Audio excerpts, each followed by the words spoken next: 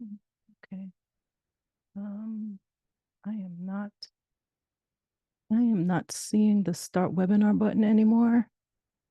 Fabiola, can you hear me? I'm not seeing the start webinar button anymore. I don't know if it's because it's being recorded.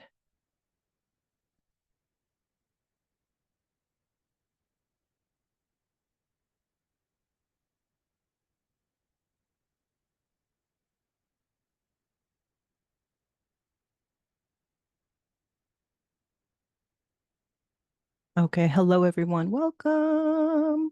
I think we are here and we are getting started. Yay, yay, yay, yay. Hello, hello, hello, everybody. Welcome, welcome. So excited to have you here for our session. And we are going to get started in less than 1 minute. And I just want you to know that we have Fabiola, the wonderful Fabiola, who is in the chat right now. And she is dropping some instructions and she's managing the chat and she's got everything you need in the chat. So Fabiola is from Nearpod and she's going to give you all the things that you need in the chat. So while we are waiting, go ahead and tell me where you're from. I see lots of places already represented here. Finland, Vegas, Pittsburgh. Hello, everybody from all over the world. I am so excited. I'm excited. I'm excited. It's Saturday, and I'm excited that you're here. And so you will see on the screen a quick collaborate as we're waiting to jump right in to our session. I see you already started responding to the question. So thank you so much already for responding. All right.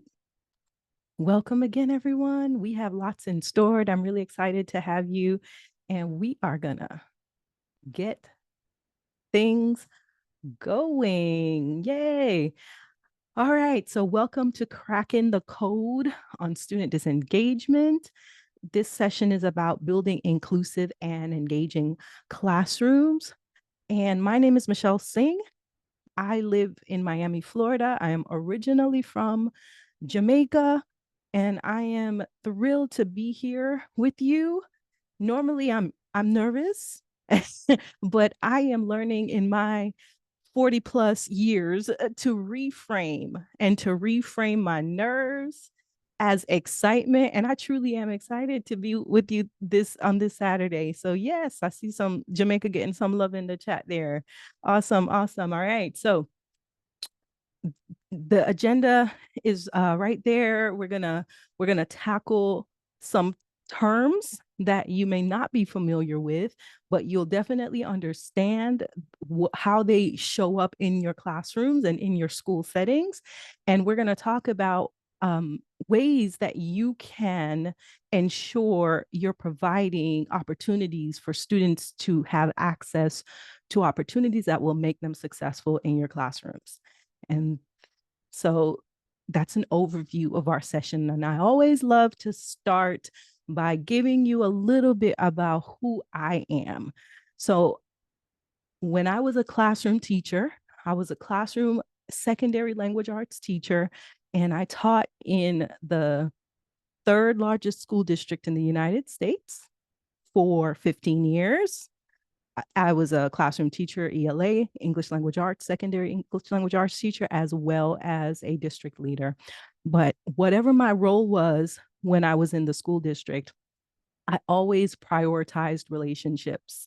I understood their value deeply because they were shaped by my own experiences. When I came to the United States from Jamaica, I was this little immigrant girl, as you can see in the picture on the right. I was this little immigrant girl, and I was navigating this huge new world, this huge public school system. And some teachers stuck out. Some teachers stuck out for good, some teachers stuck out for bad, right? There were teachers who really just taught the subject, taught the books, taught the content. And in those classrooms, in those environments, I felt the absence of a connection with them, with those teachers, right? There was that absence, and it made learning feel distant and impersonal for me. But there were also teachers who impacted me profoundly, and their influence I carry with me even now. I was actually teaching my class. I teach at the university, and I teach a teacher education class. And I was teaching this morning, and one of my former teachers called me and I picked up the phone to talk to her. But that's the kind of impact that teachers who are personal and who take the time to build relationships, that's the kind of influence they have on students decades later, right? I remember particularly my sixth grade teacher, and I remember her, and I'm still very much connected with her. In fact, I talked to her not too long ago. I reached out to her because I needed a recommendation for something, still in my 40 plus years, right? And my sixth grade teacher was the first Black teacher that I had. And she made me feel seen. She made me feel empowered in ways that I had not felt before in my educational career in the United States. And then I had an eighth grade teacher. And my eighth grade teacher, she was my math teacher. And math was just that subject that made me work extra hard. And I always got that B plus. Right. And so my eighth grade math teacher, she went above and beyond the classroom, and she helped me after school and even on weekends. And she really helped me to build my confidence in a subject area that I was just afraid of. And I had a chorus teacher in high school as well, and I had her for all 4 years. And she became my daughter's teacher many years later. And I learned from her how you can be a teacher who values rigor and compassion at the same time, because she pushed me to grow, but she also cared for me. And I felt that so much so that I literally put my daughter in her hands. The middle school that my daughter went to, I chose that school for my daughter because I knew she was going to be with her in that setting.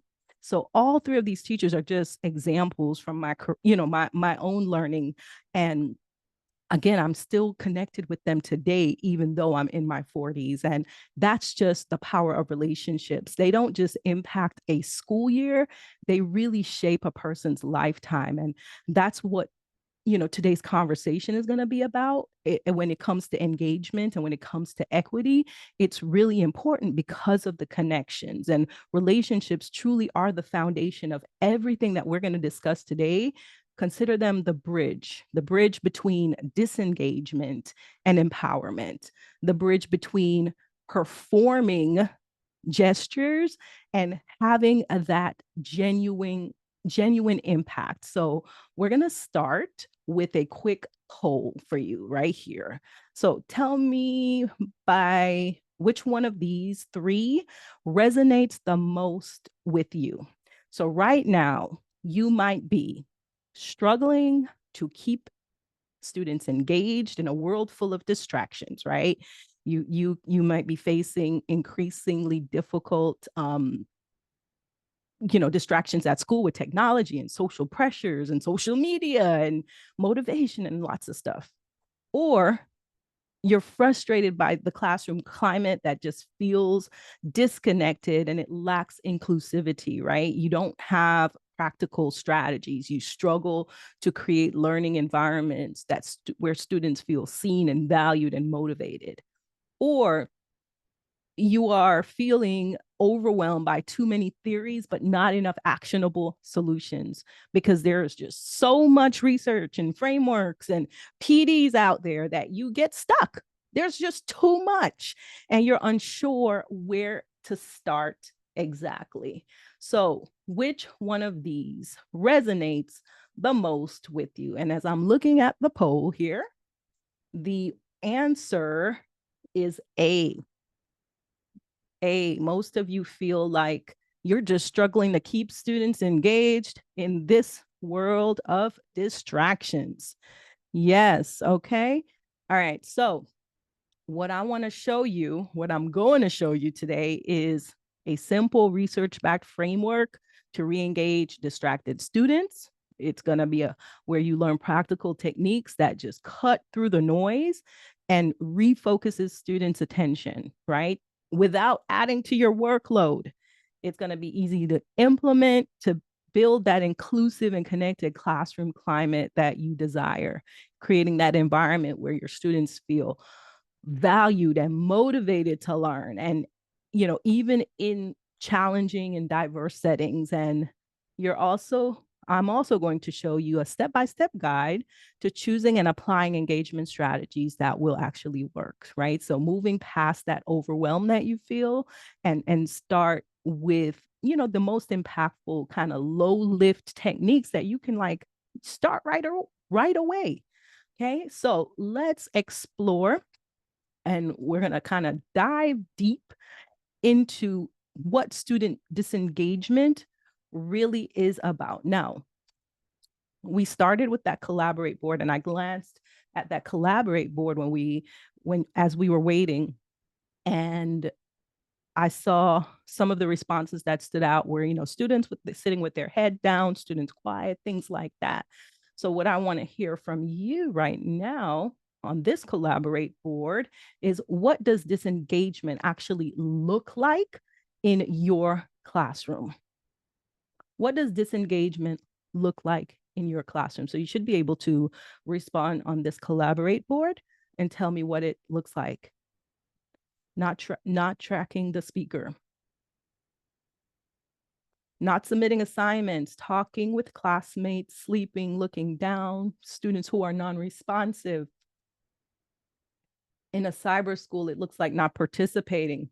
Good point. In a cyber school, looking around the room, no responses. Oh, these are coming in fast and hot.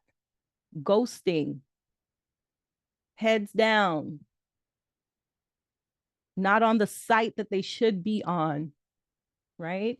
They're bored, not on task, not on camera, playing with random stuff. I see the picture there with them playing as well, right? So many, okay. And so many of these things, yes, so many of these descriptions here are describing what it looks like, what the behaviors of the students are. Absolutely. I hear you. I hear you. And I can see these students in your classroom too. So I've been there. I have been there as the student, or I've been there with that student. So I hear you and I see you. Okay. So I'm going to move to the next slide. So just so you know, if you need to press send, go ahead and hit send. But thank you all for adding your details there. Right? Student disengagement is a challenge to define. It's a challenge to identify, but it is one of the most challenging issues that we face in education, because it's more than just what we see the students physically do. It's more than just them, with their head down, not paying attention, not motivated. It's so much deeper and so much more than that.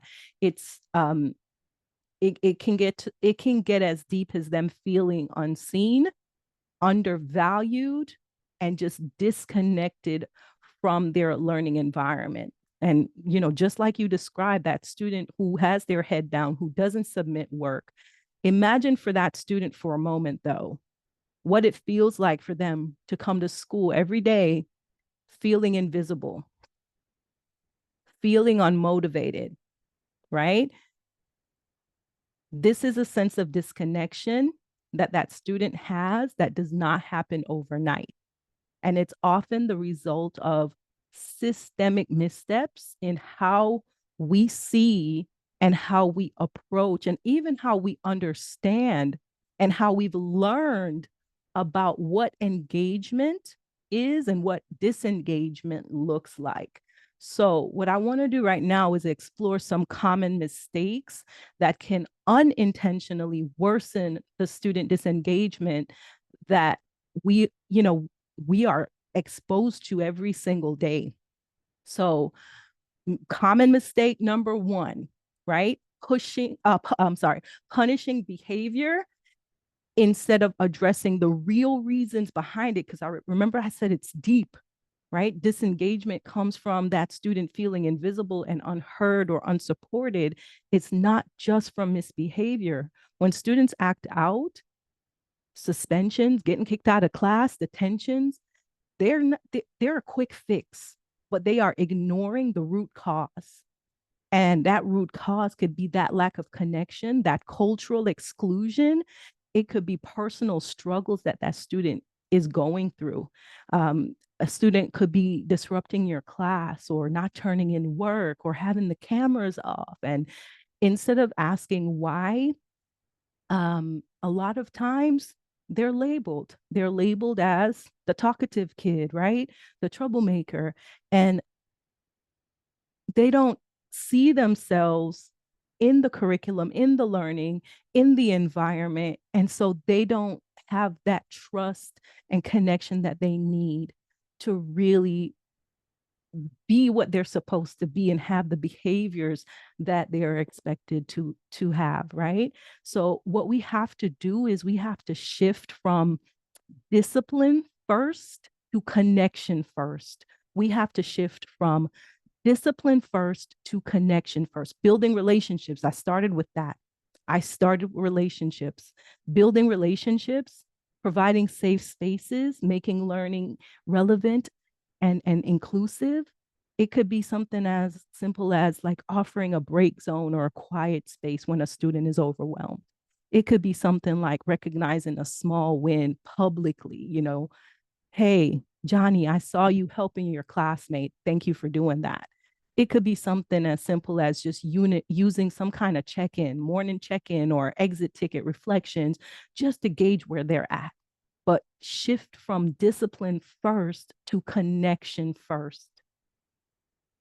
The next common mistake is using one size fits all strategies that often leave students behind, right? So we know this because that's why there's so much there's so much focus on differentiation, but a lot of times differentiation just does not seem doable when you teach 100 kids. I know that that was me in the classroom, right? But no two students are the same. Okay.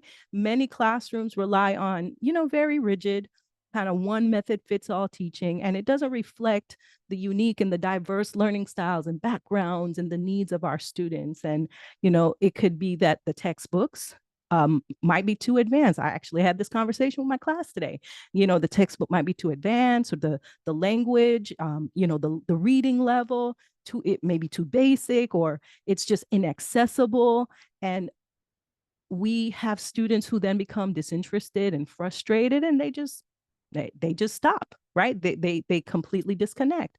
So what we can do when the curriculum is one size fits all, because the curriculum can cause students to disengage, what we can use flexible strategies. We can supplement. I tell the teachers that I teach all the time, and I did this in my own classroom: supplement, supplement, supplement. Use flexible strategies. You can add visuals and discussions, and storytelling is such a powerful tool, and hands-on activities and collaborative activities, and embed them and integrate them into the curriculum that we're prescribed to teach, right? So every student has an opportunity to connect, and every student is still exposed to the material that they're supposed to be exposed to, but they're exposed to it in a way that makes sense to them. They can make connections. There's that scaffolding that we provide, right? So yes, we do have things that we are required to teach.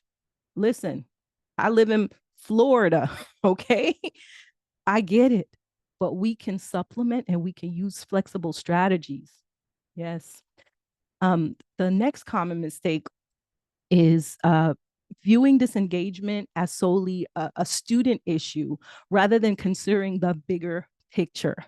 So it's easy to assume that, students, they just don't care, and, they're zoned out. They are not prioritizing, but disengagement is rarely just a student problem. Okay. There's factors like their home life, there's the school culture, there are teaching methods, there's the community around them, and all of those things play a huge role in their motivation. And if they don't feel valued or represented or supported, why would they engage? Right? So think of that student who's constantly zoning out. They're not lazy. They're not, unmotivated. They're not being disrespectful. Maybe they just don't feel seen. Maybe they're having some challenges outside of school. Maybe they don't feel like they have a voice in the classroom. And so the the what I would like to offer here is to reflect, because I have to do this. I have to do this with my own child. I have to do this with my dogs. Reflect before reacting. Reflect before reacting. So create learning spaces where, there is that sense of belonging and purpose and ownership. Reflect before reacting. Have quick, low stakes conversations with the student. You know, maybe something like, I noticed that you seemed a little distracted today. What's on your mind?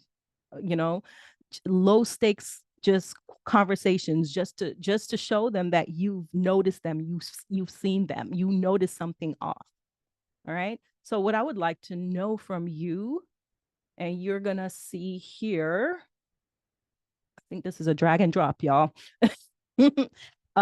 This is a drag and drop. Yes.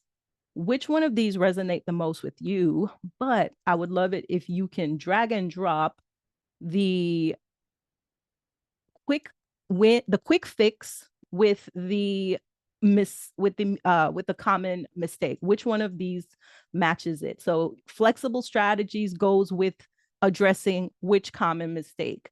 Reflect before reacting goes with which common mistake, and so on. So let's just take a second for us to just, think about what I've just shared with you. And while you're doing that, I'm going to check out the chat.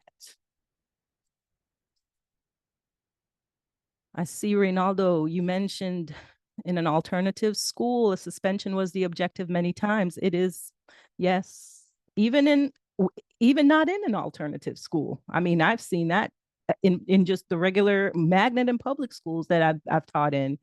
They don't want to go to school, and we punish them by kicking them out of school for some time. Yep. And then the parent that needs to go to work and not stay home to babysit, and that family is the real one being, yeah, I mean, 100%, 100%. Yes. So that's why I go back to, addressing the real reasons behind it, um, because punishing behavior is a common mistake. So yes, I totally get it. All right. Thank you all for adding your thoughts and participating in this activity here. I see you guys some of you have completed. It's okay if you have not. I'm going to just go on to the next slide. All right. Thank you, thank you, thank you. Okay. Now, what I want to talk about, because we've just talked about common mistakes. Now, I believe I believe that, of course, when we have these common mistakes and now we're aware of them, and we're aware that they can hinder the progress, it's now our responsibility to shift our perspective, because when we shift our perspective, this can open the door to the change that we want to see. So when we focus on connection, when we focus on inclusion, and when we focus on adaptability, we are able to create those classrooms where our students really feel seen and valued and motivated to learn. So I just want to share with you and offer some mindsets that can transform student engagement, right? The first one, think of these as reframes from the prior mistakes that we may have, subscribed to without even knowing that we were subscribing to, and that's okay. Awareness is awareness is the first step. So now let's reframe that. Connection fuels engagement. Every student wants to learn, but they need to feel seen, heard, and supported first. A strong teacher-student relationship really can be that spark that reignites the curiosity and the motivation for that student. I mean, I can tell you from personal experience being that student, and from seeing students in my own class and in other classes that I've observed, I can tell you that connection fuels engagement, right? The second mindset shift: student diversity is a strength, not a challenge.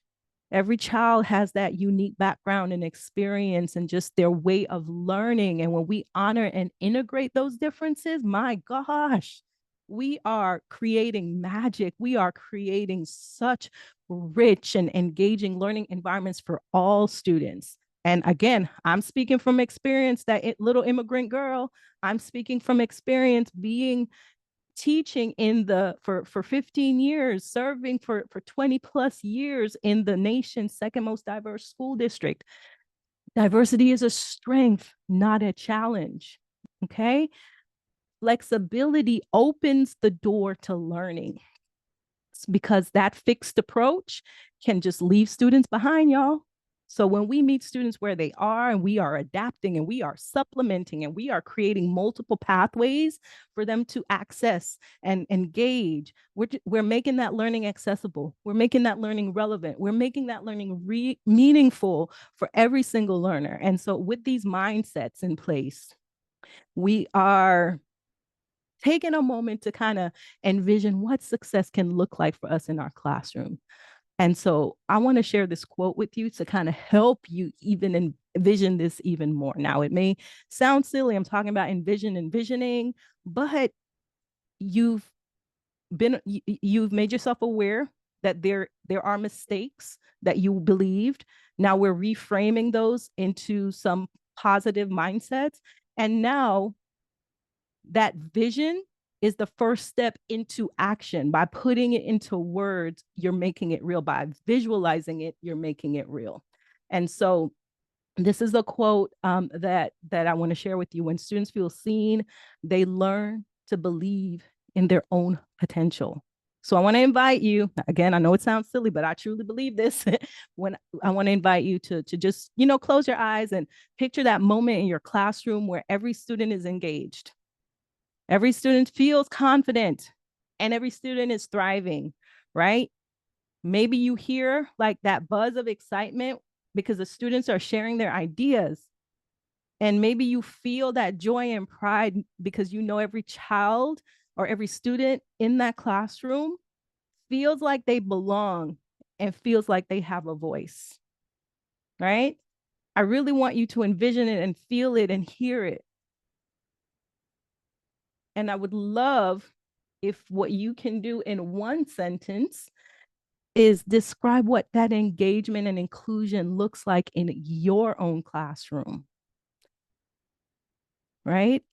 I can say that in what I envision is in my classroom, every student is able to share their voice, have conversations, and not feel judged, and not feel like what they have to say does not matter. And they know their voice matters. Again, I've been the student who stayed quiet because I didn't think that my ideas belonged in that setting. I've seen it with my own daughter in her classroom, where she sat in the back of that classroom. And I know that she's brilliant, and she did not say a word because she was the only student, only Black student sitting in that classroom, right?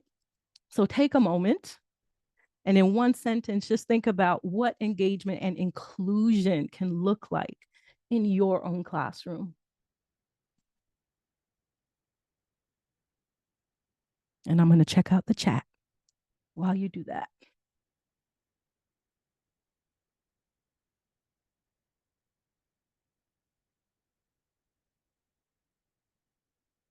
And yeah, feel free, add a picture. I love that. Thank you, Alexia, for adding the pic. You can add a picture too. Absolutely. Absolutely. Add symbols. Yes. I really want you to feel it. Hold on to that feeling. Hold on to that vision. Okay. And again, it may sound silly, but you're putting it into words. You're making that picture become a reality because you're visualizing it. Hmm. All right, about 30 more seconds. Keep visualizing. I love it.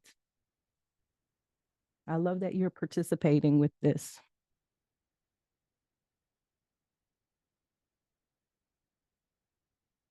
Okay, I'm going to go to the next slide here. And this is where we're going to do some goal setting for the rest of our session today. So you're going to see a poll, and I would like for you to take the next step, which is to turn this vision into action. So set a specific, achievable goal that you will work toward by the end of this session. And you'll notice that you are able to select multiple responses for your poll. So the ideas that you see here are things that we are going to talk about. So of the ideas, which one do you want to set for yourself as a specific achievable goal? So I'm going to give you a minute to respond to that, what you want to work toward by the end of our session. And this is giving you awareness of what's coming up. And it's also allowing you to see, okay, which areas do I want to make sure I grab hold of?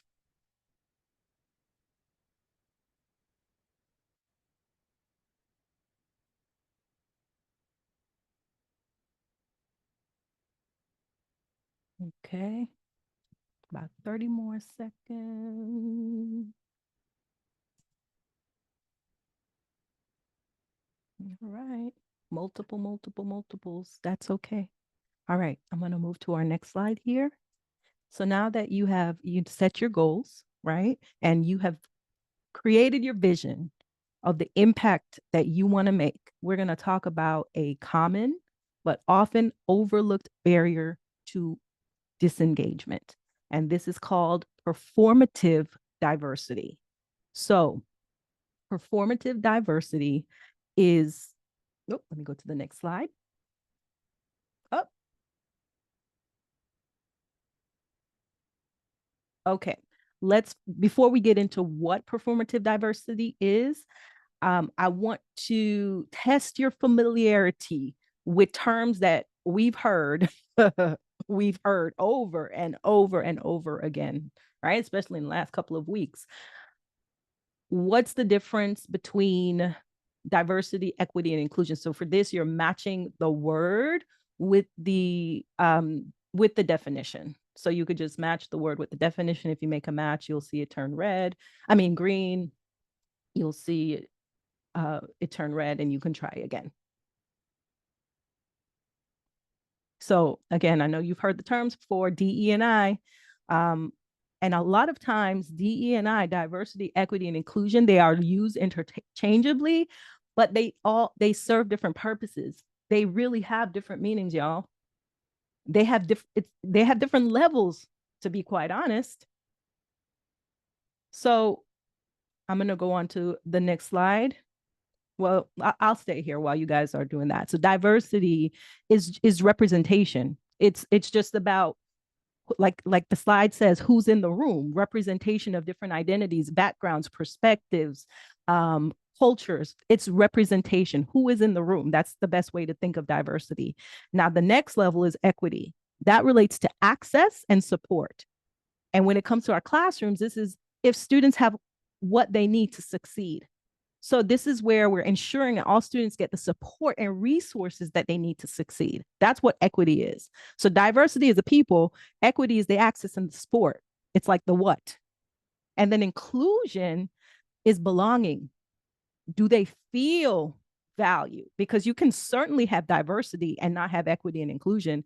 You can certainly have diversity and equity and not have inclusion, right? So inclusion is belonging. Do they feel valued? Do they feel heard? Do they feel respected? Are you creating an environment where all voices are valued, respected, and actively included? That's the difference between D, E, and I, right? And again, a lot of times it's used interchangeably, but it's levels to it. It's levels to it. And what ends up happening is we're on the surface of diversity and we are performing diversity.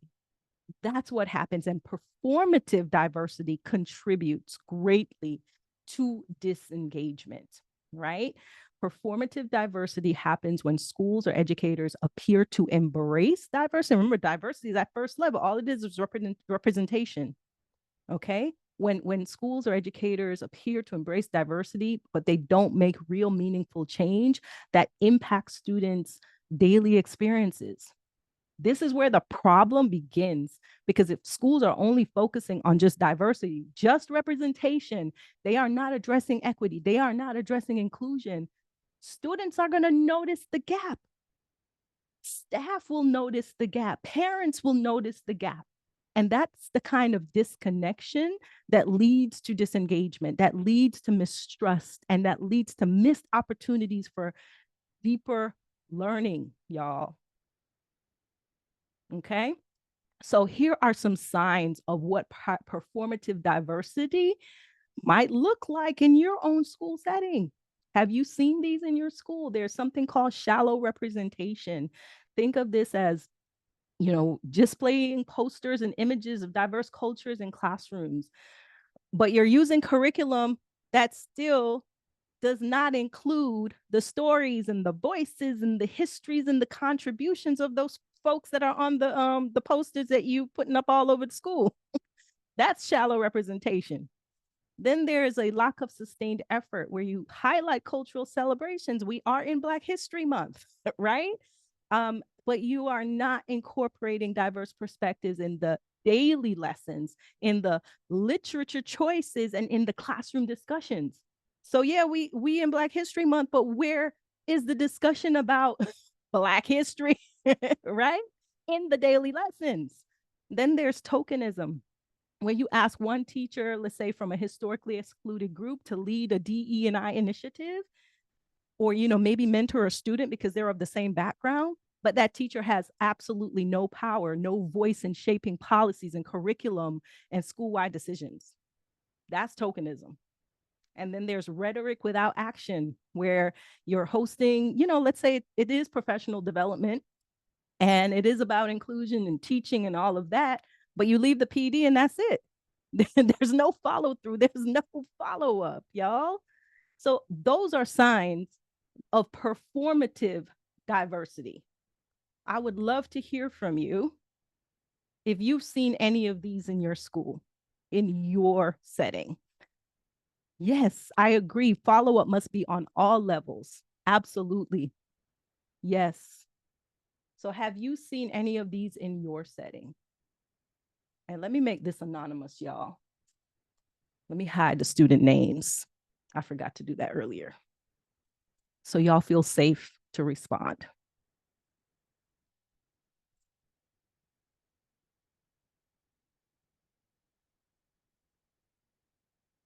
All right, let's see.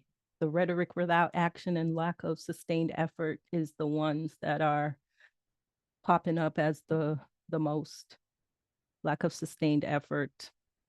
Yeah, that's a big one. We highlight, Hispanic heritage and Black history, but there's what books are the students reading? What stories? What voices? What examples? What discussions are they having where these voices are represented? Absolutely, yes. All right. Thank you all for sharing. Thank you all so much. And let's talk about why performative diversity hurts student disengagement or student engagement. Because when diversity efforts lack that level of depth that they need, they can, create barriers to learning. The students disengage, obviously, when they see that their culture is, only acknowledged on surface levels. They trust erodes when staff and students feel that diversity is just for show. Stereotypes are reinforced because a lot of times when we do see culturally diverse stories and representations in the books that we read and in the curriculum, they paint historically excluded groups in stereotypical ways and victimize fashions. Okay. And so that's why those stereotypes are reinforced when the culture is only presented in limited and simplified ways. So now that we've kind of identified, the challenges and why they exist, let's focus on solutions. I see a lot going on in the chat, but give me a second. I want to catch up in the chat. We've identified the challenges. We're going to focus on solutions like creating an inclusive classroom, reflecting on improving, instructional practices, integrating social emotional learning, engaging communities, adopting flexible assessments. And these are all part of what's in front of you right now is the equal methodology. It's just, it is based on my dissertation actually, and it is a series of strategies that as I'm doing the research on student disengagement, lots of these things work separately, but there's not a study that puts all of them together to address all facets of disengagement and not just, the cognitive reasons why student disengaged, because there's the disengagement is just so deep. And so what we have to recognize is that we do have the power to shift from that performative aspect to really purpose, because we have an opportunity to create what's called equity access points. And these are ways in which we can incorporate strategies that take away the barriers and create opportunities for students to have access and students to succeed, regardless of their differences and their diversities and their circumstance and their needs and all of those things. And so what I want to do now is do a quick check-in to see where you are with the 5 points, the 5 equity access points that we're going to talk about. So you're actually going to see a quick, it's set up as a quiz, but you're going to just score yourself for each of the 5 questions. So like, for example, number 1, creating an inclusive classroom. Students see themselves reflected in the curriculum, classroom environment, and school culture, fostering a sense of belonging. Where do you land with that? And where do you land with that in your own setting? So you'll give yourself a score. Oops, I did that by accident. I should have pressed next. So when you press next, you go to the next one and the next one and the next one. So I'm going to pause here, give you a minute to respond. This is not really a quiz because there's not really a wrong answer, but I had to set it up as a quiz, just so you know. And while you're doing that, I'm going to just take a look at the chat real quick. Ooh-wee. There's a lot happening in the chat. Someone said that a new teacher and the curriculum is diverse, and you love it. I love that you are exposed to that as a new teacher. I would love to know, especially with what I shared about, there's typically a challenge with, with curriculum when it is diverse. How are the different groups represented? How are they represented in, considering stereotypes and being viewed as victims and things like that? I see all of this efforts, no real change. Asian voice, Central Asian voice. Use those books are not. Oh yes, child. Let's talk about the books. In some states, books are not allowed. Absolutely. Many different voices and faces and cultures. Yeah. All right. So I'm gonna go on. Thank you all for sharing and feeling open to share the way that you have been sharing in the chat. I really appreciate hearing from you in that way. All right. So you did the quick check, and the purpose of this, it's kind of a self-assessment to help you identify, um, you know, the areas for growth. And it's going to help you set the stage for which actionable strategies are you going to pay attention to the most, right? And so just think about, based on what you've responded to for the 5 and how you've scored yourself, which area is a strength for you, which area might need the most focus for today, and what surprised you the most about your responses. So just take, you can think about that based on your responses, but we are going to get into each of the 5 things today. Y'all are getting deep in the chat. All right, so equity access point, numero uno. So we've had a chance to reflect. Let's look at the foundation of an engaged and equitable learning environment and an inclusive learning environment. And that is building that strong, inclusive structure, culture. Okay. And that's equity access point number one, creating an inclusive classroom culture. So when students feel like they don't belong, they disengage.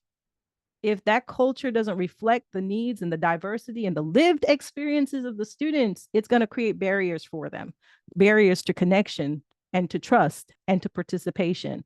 But there are opportunities to make small intentional shifts that can create change in your classroom.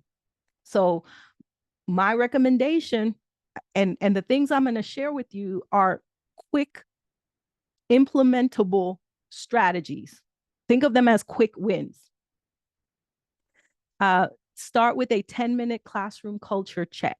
So this could be something as simple as walking in your space of your classroom with a fresh perspective, like it says, take 10 minutes to observe your environment, or even your classroom and your school environment through the lens of a student from a culture that is different from your own.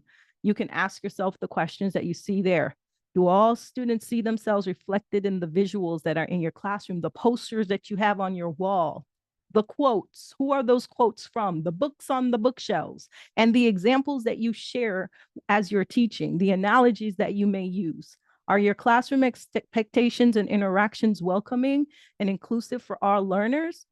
Are students involved in setting classroom norms? Because sometimes our classroom norms might be very dominant culture focused, and we might need to address those and involve the students and the different cultures in creating classroom norms that are, in line with the students themselves. Do your materials and displays celebrate diverse voices and stories and contributions beyond just those special holidays? So step two is just choose one area to improve. You don't have to overhaul everything in your classroom in one day or overnight. Just pick one small action that you can tackle. So maybe refresh your book selection, maybe adjust your visuals to showcase diverse perspectives, and maybe incorporate a student-led discussion about classroom norms. What would you change? Right? So that's going to be the start of your students feeling valued and seen and heard. And we know research tells us that can increase student engagement.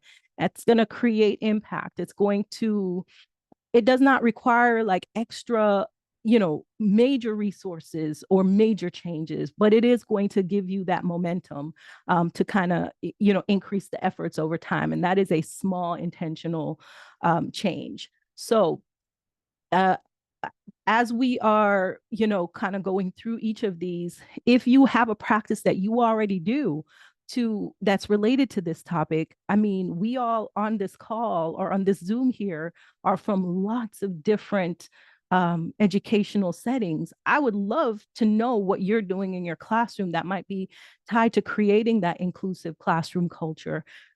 Please share on this Collaborate board, because this is you are going to get you have access to the Zoom and this presentation, and so you'll be able to see the Collaborate board in the presentation, so you can get your ideas from each other as well. Okay, so I just glanced over at the chat. So making assessment questions with various cultures, yes, your examples, absolutely.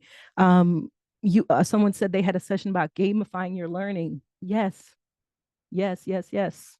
Respect is a non-negotiable, absolutely. Setting classroom expectations and changing them as they achieve some of them. Yes, I love that.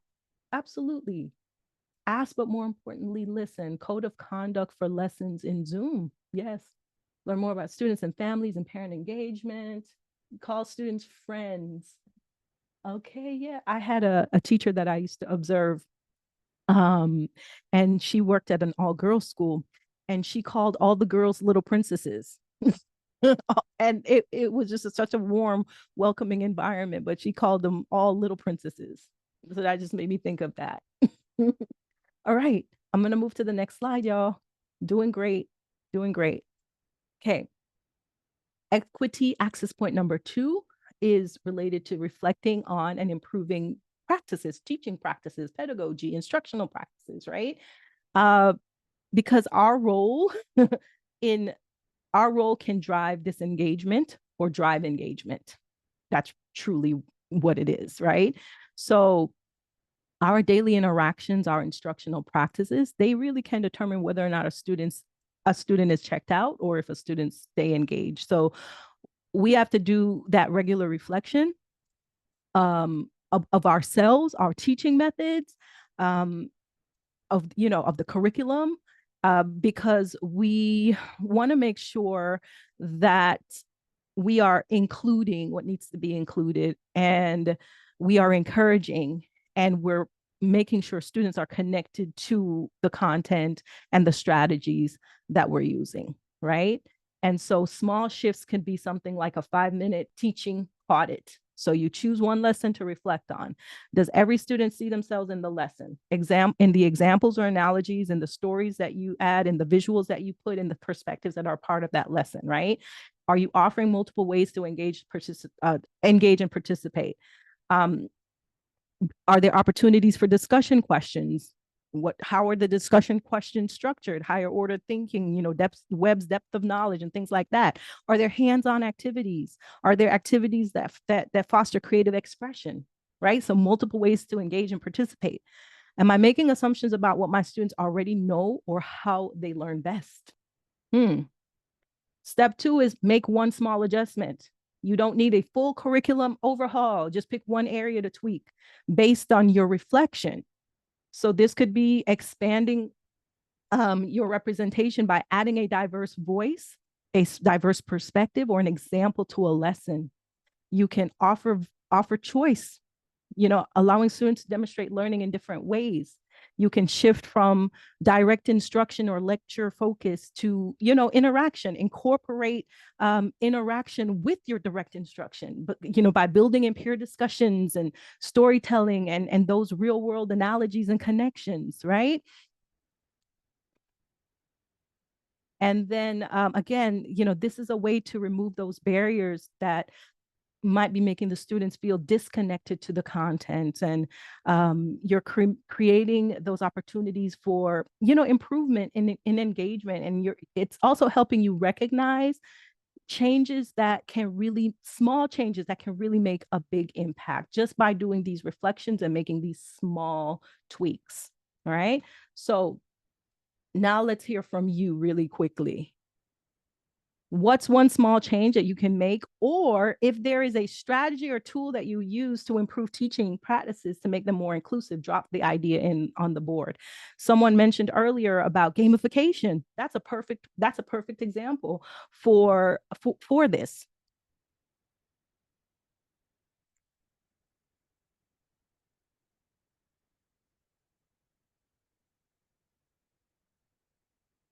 More interaction, incorporate more opportunities for student choice, gamification, journal writing, yes.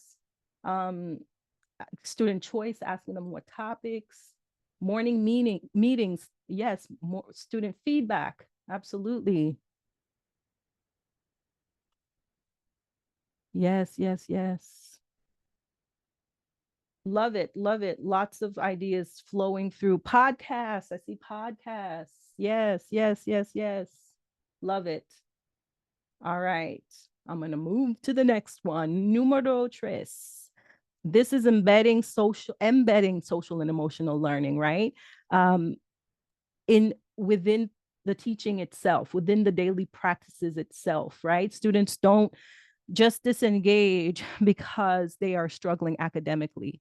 There's social and emotional well-being that plays a role in their disengagement too. That could relate to stress and overwhelm and frustration and anxiety, and that all ties, relate to those feelings of disconnection, which makes it difficult for them to participate. Think about Maslow's hierarchy of needs, right? We are all familiar with that as educators. If the students are on the lower level, they're not going to get to self-actualization if they are missing basic needs, right? And so when they are stressed and they're frustrated and their needs are not being met, they are going to be disengaged. So structured SEL practices can that are embedded into the daily practice can assist, when these things are happening with your students. So example, 60-second emotional check-in, right? Start with, examples of that can be a one-word check-in with your student, one word in how you're feeling. Maybe you use emoji reactions, have students, the younger kids, point to an emoji or hold up fingers with how they're feeling, or doing some quick journaling. That was in the last on the Collaborate board, asking students to write one sentence about what's on their mind, or maybe a moment of gratitude. We know that gratitude has been proven to increase motivation as well. And respond, step 2 is to respond with a simple SEL strategy. So if if there's low energy, maybe you could play, do a quick brain break, a music break, a desk stretch routine. Or if your students are getting ready to take a test and they're anxious or distracted, you can do like a 60-second breathing exercise, like whale breathing. Go Noodle has lots of examples of that. If the students, if you notice they're feeling a little disconnected, maybe pair them up for some quick peer check-ins there, right? And so you're embedding the social practice, the SEL practices within the curriculum, and it's going to take only a few minutes, but it can have a really, really big impact on the children. So if you've tried anything like that in your own classroom, I would love if you can share in the chat. And not in the chat, sorry, on the Collaborate board, y'all. So much happening. So much happening.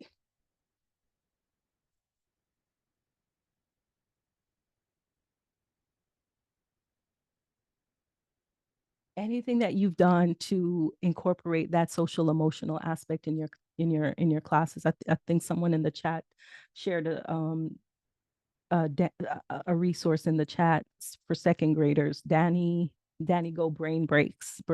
Yes, lots of research being done on the neuroscience, growth mindset, brain breaks, things like that. Absolutely. There's a lot in the chat to catch up with, and I wanna read it all. I want to read it all, y'all. But I'm loving how you're sharing your ideas on the Collaborate board. I love it. I love it. I love it. Oh, a Friday song. Yes, music is a universal language. And just a side note, you could create your own song for each class using AI. It is wonderful. There's different apps that you can use for that. I know Magic School is one. There's one called Suno AI as well. Okay. All right. Thank you. Thank you. Thank you. Number 4, right? Because we got to get through this. Equity access point number 4 is partnerships. Partnerships with families and the community. I cannot, I started this conversation with relationships. Schools just don't exist in isolation. When families and communities are not actively involved, students often feel like the school is disconnected from their real life, right? So, think of mentors and role models and outside support that the students can get encouragement from, that they can get resources from, and that can help them stay engaged, right? Building partnerships, it does not have to be complicated, y'all. It could be something like, it could be a simple step. I talk about partnerships in my TED talk, and I'll share that link with you at the end. But here's a quick win, a quick way to do this. Ask one ask, one invite. So identify one person or one organization that you want to engage with. It could be a parent who has an interesting career or life path. It could be a local entrepreneur or an artist. It could be a community leader or a nonprofit leader or director. And you just make a simple ask, are you open to sharing a short career insight or a life lesson with my students? And this can be done via Zoom. It doesn't even have to be like only on career day. It could be tied to a theme that you're teaching or tied to a lesson. It could be at any point, right? And so those are just some ways that you can make that one ask from the people who's in the community, right? And so again, it's low effort, but it's high impact, just one outreach. And it can improve student engagement because it's that real world connection. It's them seeing themselves and the people who are in a place that they may not have imagined themselves even getting getting to, right? So if you've tried anything like that, I would love to hear how you involve your parents and your family members and your community members. It could be through grant writing. There's so many opportunities, but if you've done it, let's hear how you've done it, and you can add it to the chat. I'm going to give us 30 seconds for that, and then we do number 5 as we get to our end. Inviting former students. Perfecto. Yes, absolutely. Yes. District Family Support Center. Yes, yes, yes, yes. Yes. So we have 2 great ideas here. School social worker. Yes. Parents of struggling students using colleagues. Oh gosh, yes. Yeah, who's in your phone, y'all? Who is in your phone? Who's on your LinkedIn? Who's on your Facebook that you can call right now? Okay. Okay. So I'm going to go on to number 5. This one is related to flexible assessment opportunities, because we all know traditional assessments don't work for every student, right? So quickly, pick one of your upcoming assessments. Think about if students can demonstrate their learning in different ways. Does it measure their understanding and not just their memorization? Are there opportunities for the students to practice real world skills in this? And then you can give them, 2 different ways to show what they know: essay or video, multiple choice or infographic, written report or dramatic role play. And keep the grading fair, like by using a rubric that focuses on just the content and the depth of understanding and the effort. So flexible assessments is why we're here. We know that Nearpod offers so many opportunities for students to show their learning, just like you have been doing in this session today. Yes, absolutely. And so we know that there's lots of ways that you can do that for the, in all of your subject areas. So as we wrap up, y'all, I know we're right at time. We've talked about assessing your classroom culture, auditing your practices, integrating SEL, engaging families, and adopting flexible assessments. And I am going, you will see these. There's going to be, I'm going to get to something really quick that's going to give you access. But the 5 things that I've talked about is actually in this resource here. It's in a book. And I also have an article with Education Week about those same 5 strategies. And my TED Talk talks about, like, it takes a community to raise a classroom. And so you can get access to that. Just think about how we started today. And if you can take one action today, in any of those 5 areas, then you're in good, you're good. You're good. You got something from today. And so I would love if you can just take a moment before you go and provide your feedback. If there was something that I shared with you today that, sparked insight or inspired action in some way, I would love to hear from you. You're going to see this link here. When you fill it out, you'll actually get a resource that has all the things I just shared and some more. So if you can take a moment to do that, and then you'll also have the Nearpod session link coming through in the chat. But y'all, thank you. I appreciated all of your participation, your time, your energy. I felt the energy, y'all. I felt it. I appreciate you all for staying with me today and being in this session. If you have questions, I'm gonna hang around for some questions. Fabiola, I don't know if any questions came through that I can respond to. Oh, I don't know. I'm not sure if you can come off mute, Fabiola. Oh yeah, you know what? Let me just add it here. I'm gonna drop that link in the chat. There, the link for my session for you guys, for me to hear from you. I would appreciate hearing your voice. Hearing your voice.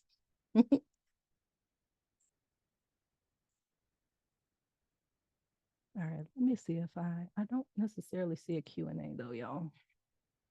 I just see the chat. You are welcome. I enjoyed my time with you today. Yeah, all right. I'm gonna go back to the QR code. Yes. I'm afraid that if I go back, it might, I'll go back to the QR code really quick.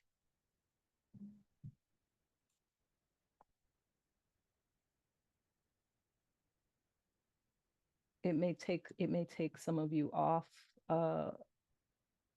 where you're at, but I'm gonna drop it in the chat because you know how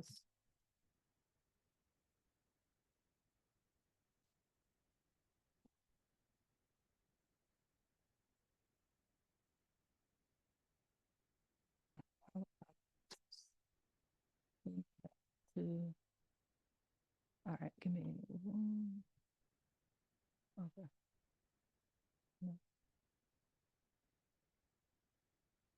Okay. I'm going to, you're welcome, you're welcome, you're welcome. Okay. If I go back, so I want to go back, but some of you may actually be on the site. And if I scroll back in Nearpod, it's going to like close your screen out. You know how Nearpod does that. So I'm gonna drop it in the chat and I will, what I'm gonna do is, if you're still around,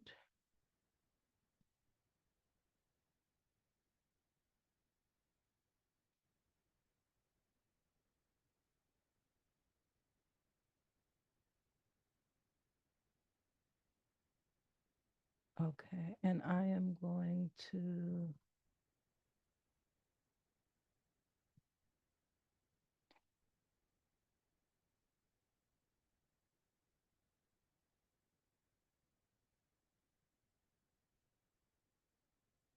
do this. I'm gonna share again. And that makes it easier. There you go. So it's still on the Nearpod and it is still, it's on the screen now. Thank you guys. All right. Enjoy the rest of the camp. Engage, enjoy your sessions. I thank you all again for being in the session with me and participating. If you complete the link that I put in the chat, it'll give you a Google Doc and it has links to the article, to the book, to the TED Talk. It has articles to the things that I shared. So you'll be able to get all of those things once with, that's my free, my gift to you for your feedback. I appreciate your feedback.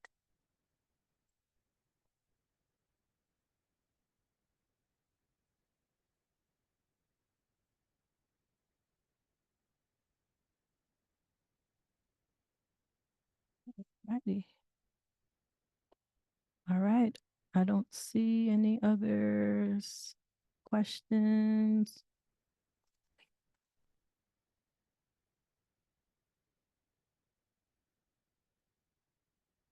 All right, you all, I'm gonna press leave and thank you again. Nice to meet you all.